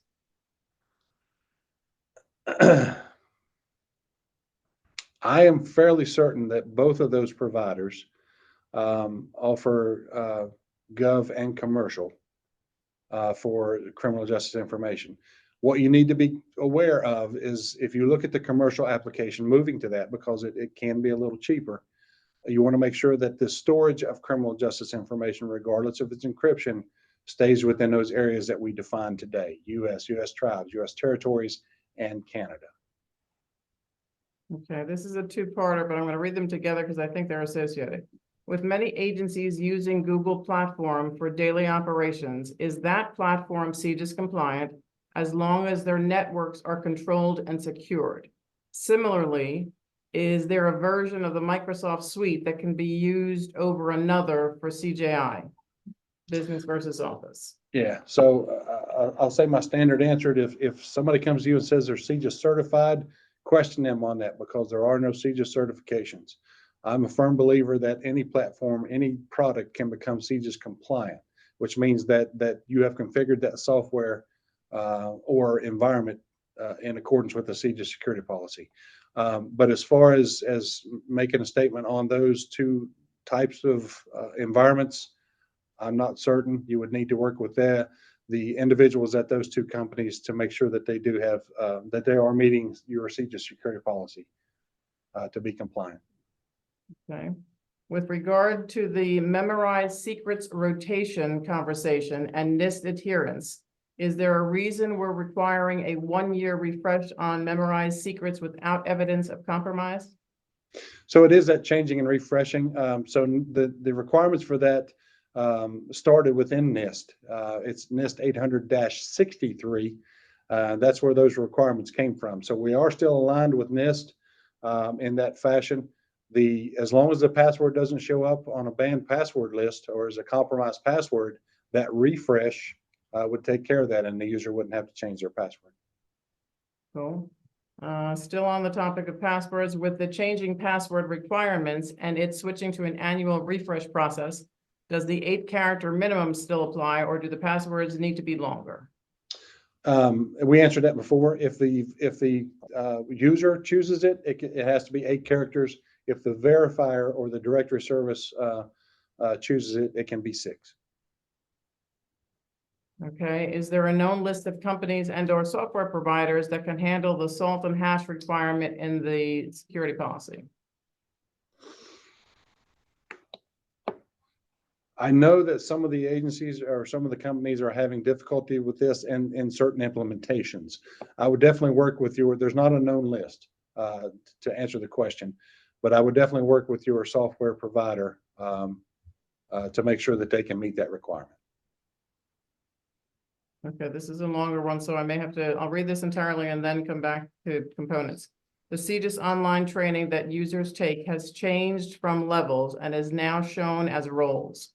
For example, IT was level 4. Can you briefly discuss or point to me a resource that describes these changes and what employee type should be in the new role?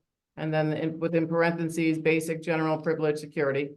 IT officers, contractors, not exactly sure how to assign trainings based upon the new roles. That's their objective. So you're right. They went from level 1 to level from levels 1 through 4 to now the roles. Someone who has unescorted access into a physically secure location, that would be a level 1. Someone who has general user abilities on the system, not the ability to patch or to make configuration changes or like that, would be the basic or general user role. Privileged users would be anyone above basic. And then we have the organizational personnel with information security responsibilities that would get, that's your LASO, your ARSO, your ISO, people like that within your agencies. They're similar as they were before. Level 1 would be unescorted. Level 2 would be general. Level 3 privileged. Level 4. They're similar to what they were before. I would look at the discussion under each one of those controls because they provide a little use case for each control, and it may provide that answer within there as well. Okay.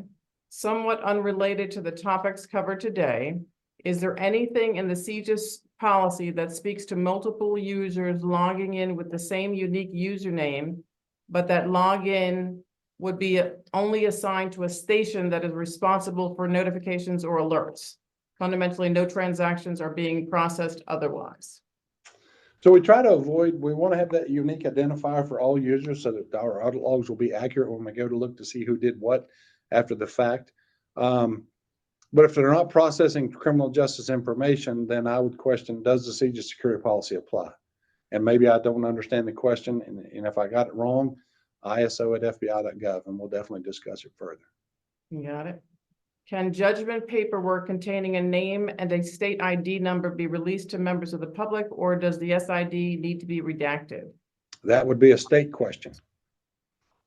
That wouldn't be criminal justice information because that's not FBI CJIS provided information. So that would be, I would work with my CJIS systems agency on that question.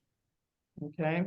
For CP6 and CP7, do alternate cloud regions meet the requirement for an alternate site, or does it need to be an alternate cloud provider?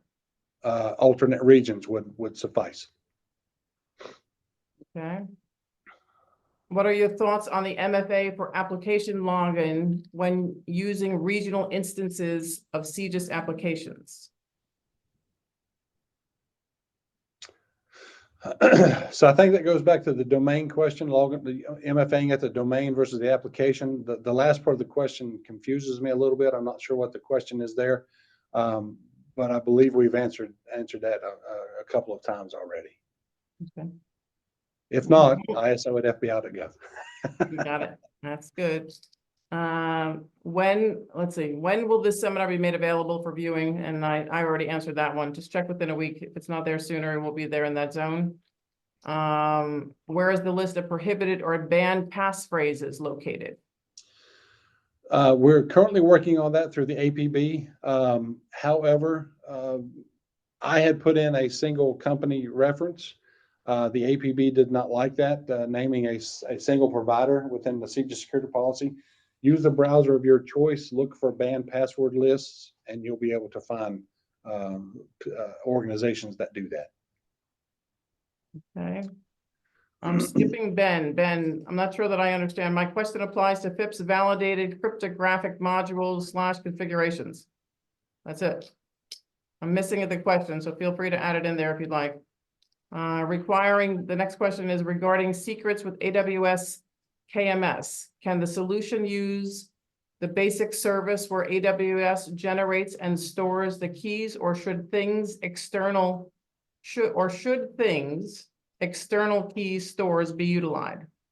You can definitely use cloud service provider key stores. Just make sure they're customer managed keys. But definitely the external source is also, it's also possible to do that through an escrow service externally, or you generate and hold the key yourself. You'd have to have a way to import it into your cloud service provider. But you could definitely use the cloud service provider's key service. Just make sure it's customer managed keys. Okay, this is a two-parter as well. Will the CJIS requirements conflict with the providers for 911 services as they also continue to enhance their cybersecurity efforts with their own efforts? I don't know if there's confliction there. What I would do is if they're updating their own cybersecurity, I would work with those individuals to make sure, see what policy or what framework they're using, and make sure they align and complement each other, and inherit what you can. You may be able to inherit something from their policy as well, but make sure you don't go below the CJIS security policy for the protection of CJI.